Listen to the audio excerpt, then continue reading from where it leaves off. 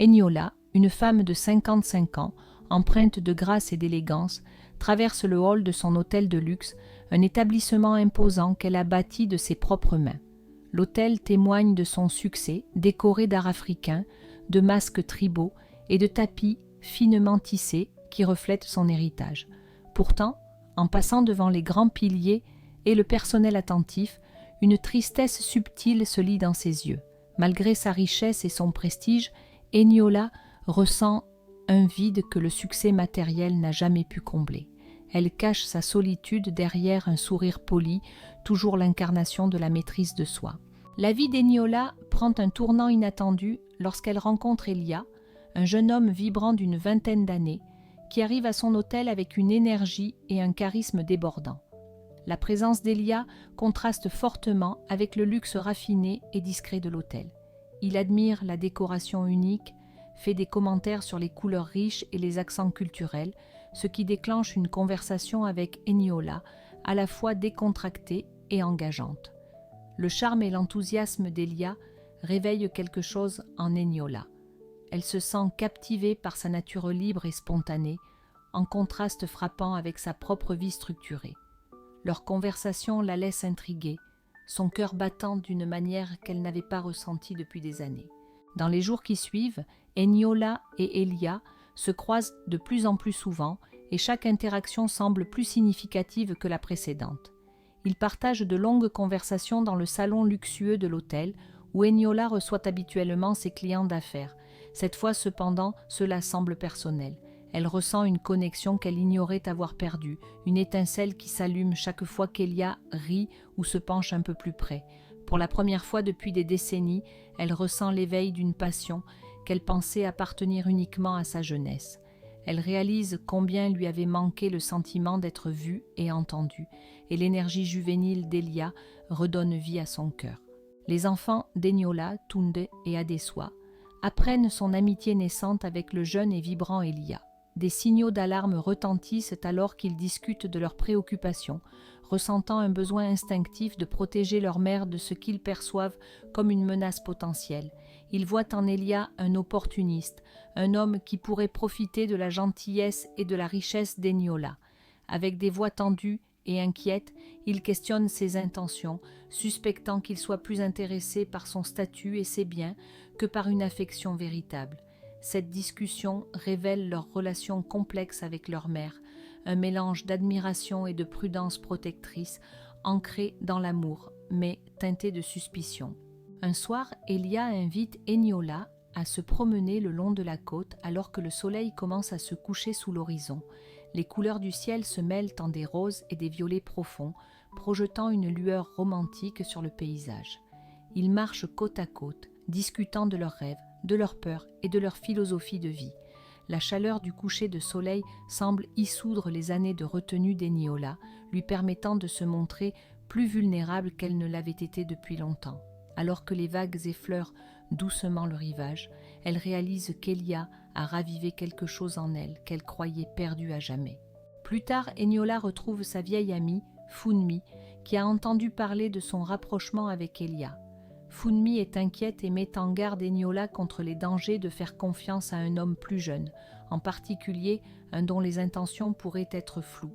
Funmi, figure sage et bienveillante, rappelle à Eniola les risques qu'elle pourrait courir.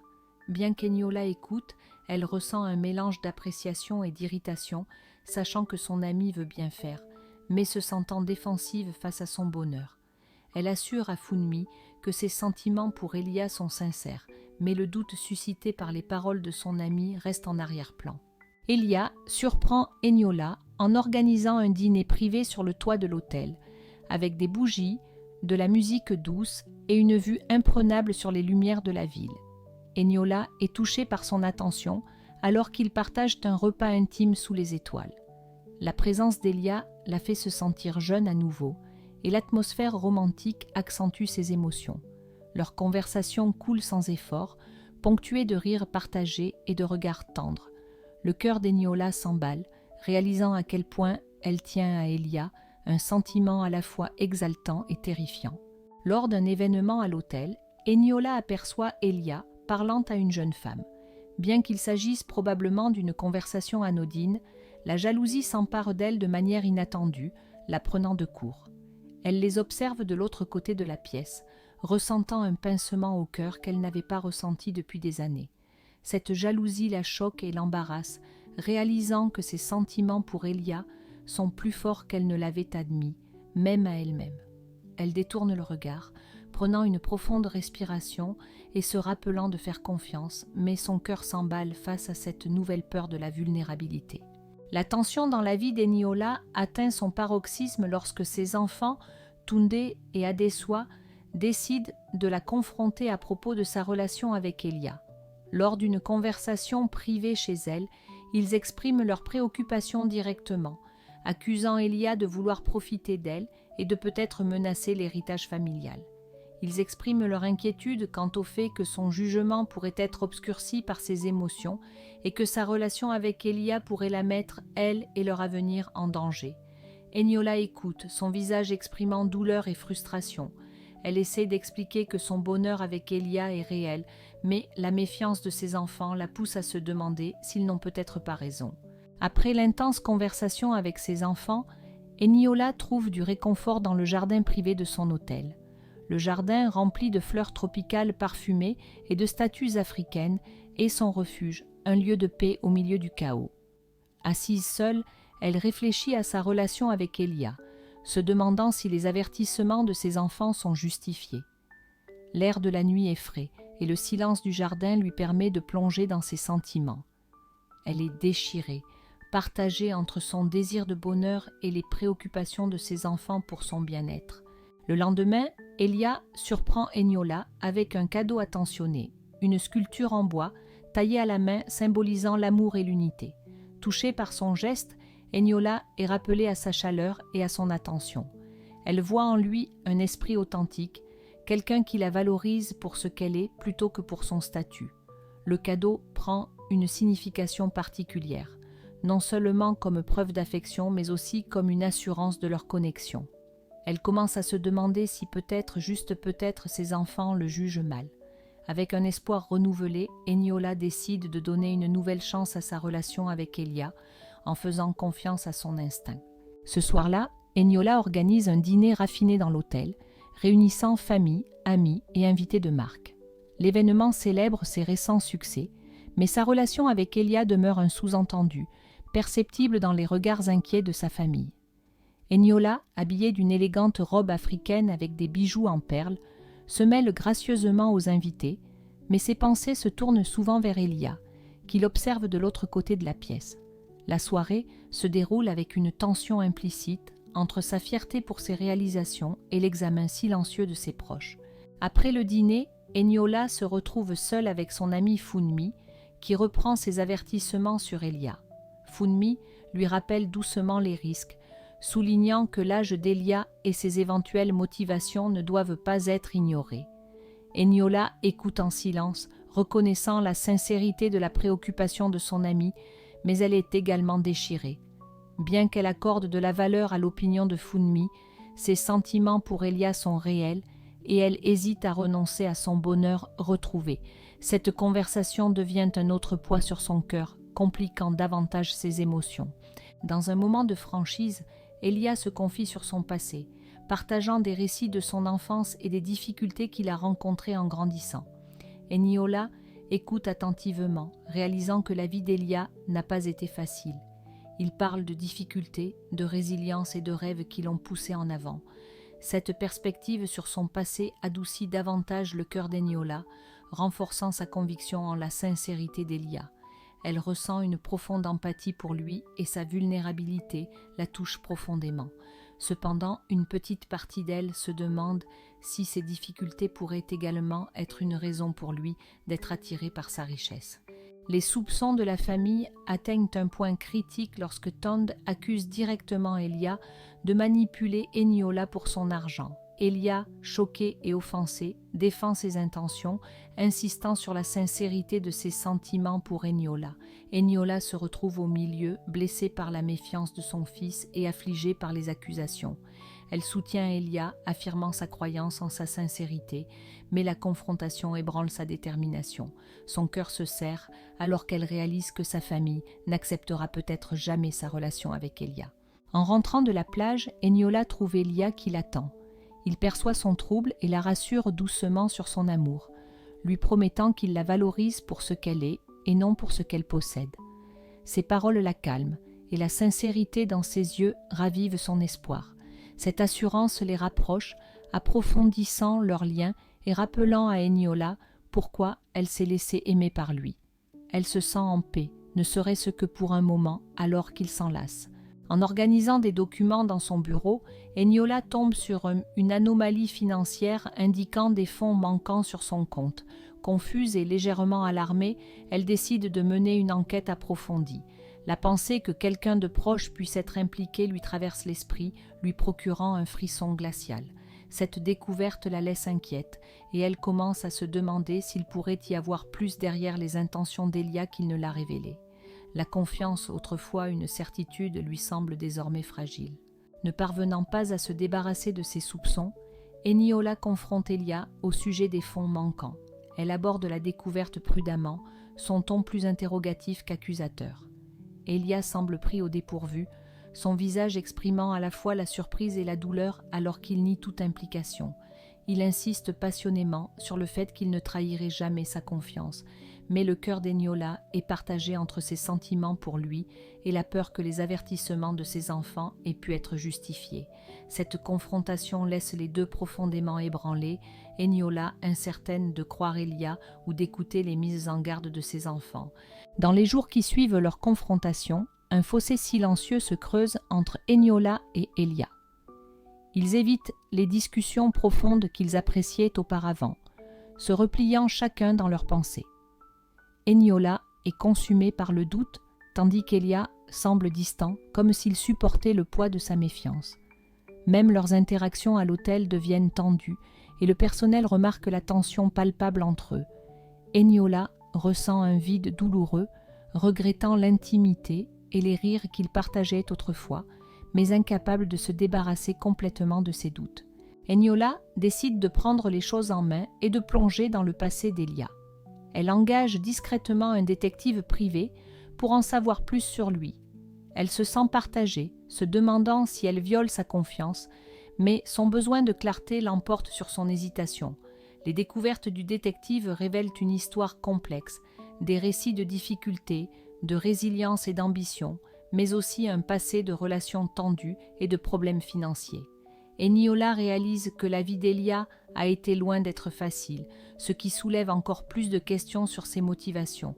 Ses émotions se brouillent davantage, luttant pour réconcilier le passé d'Elia avec l'homme qu'elle pensait connaître. Ce soir-là, Eniola se retire dans sa suite, contemplant les lumières de la ville, sentant le poids de ses décisions. La relation autrefois vibrante avec Elia semble fragile, la laissant déchirée entre l'amour et la raison.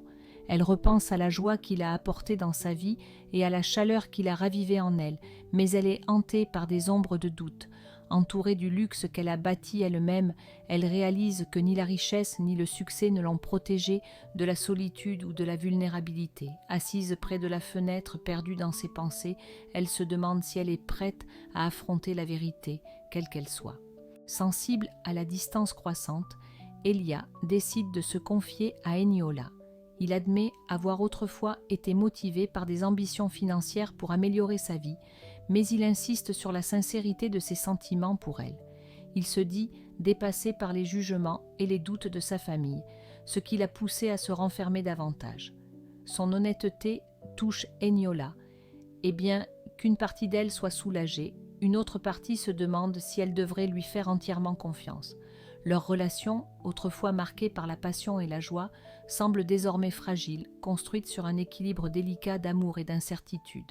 Déterminés à protéger leur mère, Tunde et Adesua organisent une intervention familiale, invitant proches et amis pour discuter de la relation d'Eniola avec Elia. Eniola se sent prise au dépourvu, embarrassée par cette ingérence, mais elle écoute leurs préoccupations avec patience. Ses enfants parlent avec passion, exprimant des craintes de manipulation et de ruine financière, accusant Elia d'exploiter sa confiance. Eniola est partagée entre la colère et la tristesse, se demandant si ses enfants comprennent vraiment son besoin de compagnie. Cette intervention ne fait qu'approfondir la division, la laissant émotionnellement épuisée mais résolue à prendre ses propres décisions. Après l'intervention, Eniola prend du recul pour examiner ses propres peurs et insécurités. Elle se rend compte qu'une partie de son attachement à Elia provient de la peur de vieillir seule, une vulnérabilité qu'elle admet rarement.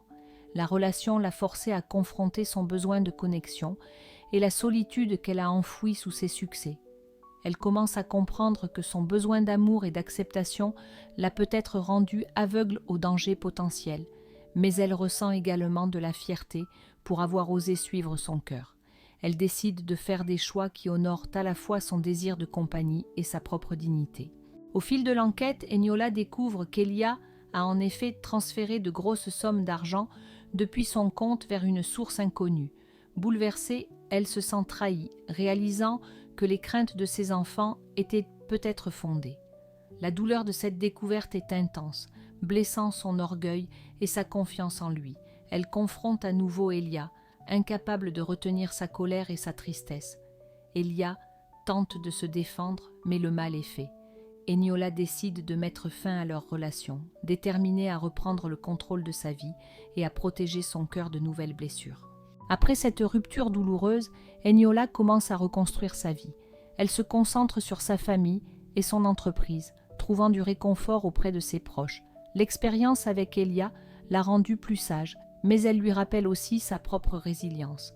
Elle ressent un nouvel élan d'indépendance, choisissant de se prioriser elle-même et de retrouver son bonheur. Bien que l'expérience avec Elia ait été douloureuse, elle reconnaît qu'il s'agissait d'un chapitre qui l'a aidée à grandir, récupérant sa force et sa joie dans ses accomplissements.